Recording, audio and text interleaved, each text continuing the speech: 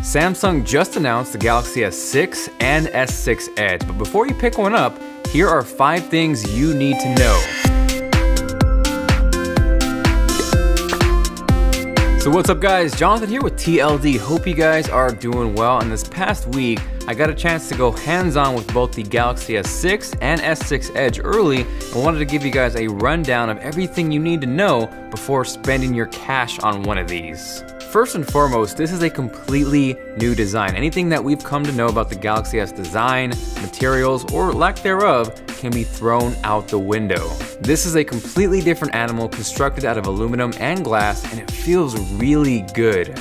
Now before I get any further, let's all address the elephant in the room because it is a big one. Immediate reaction when seeing the Galaxy S6 and S6 Edge for the first time is that it looks very familiar. It's like somehow the Galaxy S5 got knocked up by both the iPhone 4 and the iPhone 6, and out came the Galaxy S6 and its slightly different looking twin bro, the Galaxy S6 Edge. Surprisingly though, I didn't mind that at all. It's a little hard to portray through video, but in person, I really dug the looks of the phone and how it felt in my hand. And in terms of straight up feel, I would take that all day long over the iPhone 6. One-hand ability is on point, and Samsung bumped up the resolution on both the S6 and S6 Edge without increasing the screen size. They both feature a 5.1-inch Quad HD Super AMOLED display, and in non-fancy tech lingo, that's a resolution of 2560 by 1440, which is the next step above 1080p. So as a result, you're getting a crispier image in the same amount of real estate as the Galaxy S5, for example, and a total pixel density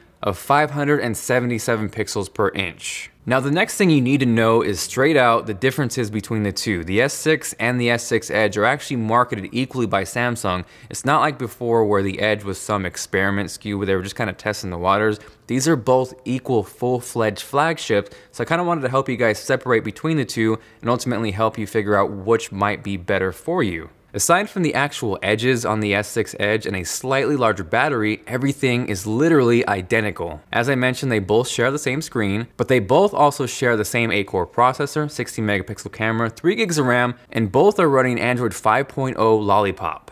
The S6 Edge has a slightly larger battery coming in at 2600 milliamp hours, whereas the standard S6 is 2550, very minimal, and I wouldn't expect that to translate into better battery life. Rather, I would think that slight bump is to compensate for the actual edges on the Galaxy S6 Edge. So really, it comes down to whether or not you think you'll take advantage of those edges. Unlike the Galaxy Note Edge, where you were limited to one side, this has two, so you can actually choose which side you want the text to appear on. It has a bedside mode where it's going to faintly display the time, so A, that's going to reduce power draw, and B, it's not going to be overbearing and blind the crap out of your eyes when you're just waking up from pitch black. You can then tap to activate the Edge for full brightness and then to scroll through notifications. It's very similar to the Moto X active display, where you're able to see important information without wasting unnecessary power over extra pixels. What's really sweet though is that the Edge notifications can be color coordinated to your contacts. So if your phone is facing down, let's say your wife, husband, boyfriend, girlfriend, brother, or even mom or dad calls, it's gonna pulse to whichever color you have them assigned to, and that can also be applied to text or even email. So if those sound appealing or useful to you, then the Edge might be the better choice. And for me, I actually just plain out preferred how the Edge felt in my hand versus the standard Galaxy S6. Now the next thing you need to know is because of the new premium design, that comes at a cost and you will be sacrificing and losing some things. Yes, past Galaxy S phones haven't had the most amazing build quality, but two things diehard Galaxy users loved were the modularity of being able to swap out batteries and also the freedom to expand storage via micro SD card. And these are both gone on both the Galaxy S6 and S6 Edge.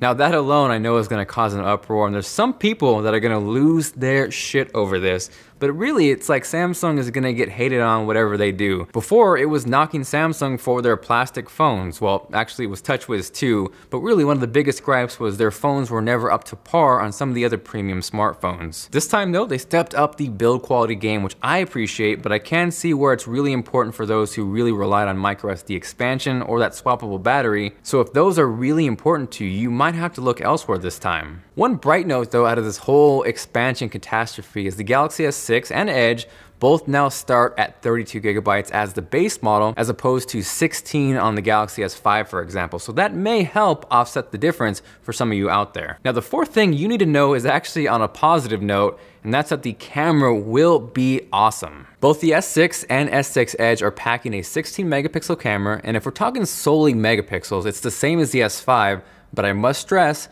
megapixels are not everything. In addition to getting OIS on the rear camera, you're also getting a bump on the front-facing camera. That's going up to 5 megapixels as opposed to 2 on the Galaxy S5. You're also getting a lower aperture on both cameras at f1.9, and that's going to equate to better low-light performance and also more of that blurred-out background look on those close-up shots. You also get insanely fast access to the camera now just by double tapping the home button, and this can be accessed from anywhere on the phone. It doesn't matter which application you're using, and testing it out in person, this works really well. On top of that, both feature real-time auto HDR and tracking autofocus, and this is going to be helpful when you have a moving subject. It's going to lock onto them and keep focus as he or she is moving. In this case, shout out to the awesome Lamar Wilson for being my model. Now, the last thing you need to know, and this may be a huge deal breaker or very important for some of you out there, and that's not to expect great battery life. Even comparing the Galaxy S6 and S6 Edge to the Galaxy S5, they both have a lower capacity battery, and then on top of that, you combine a higher resolution screen, it's probably not going to be amazing. The upside though is the processor is more efficient, and I don't think that's really going to translate again to better battery life.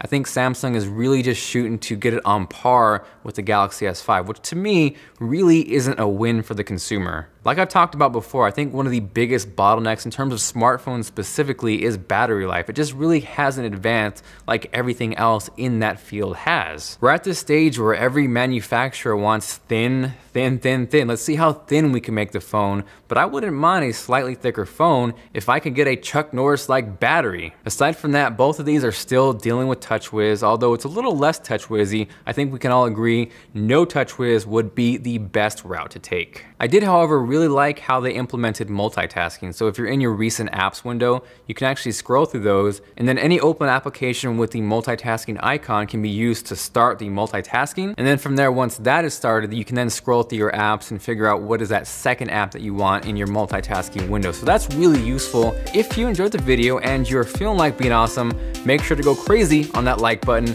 And of course, in return, you get a virtual high five at your face. Aside from that, I didn't get a ton of time with both devices, so this of course isn't a review, but those are coming very soon, so definitely stay tuned for that and feel free to subscribe. That way you don't miss out on those. If you guys have any questions, drop me a line down below or hit me up on Twitter at TLD Today. And actually, my good buddy Austin Evans, he just released his video on the top 5 Galaxy S features. So if you want to check that out from a different perspective, go ahead and click here or check it out in the link below. This is Jonathan with TLD, and I will see you guys later.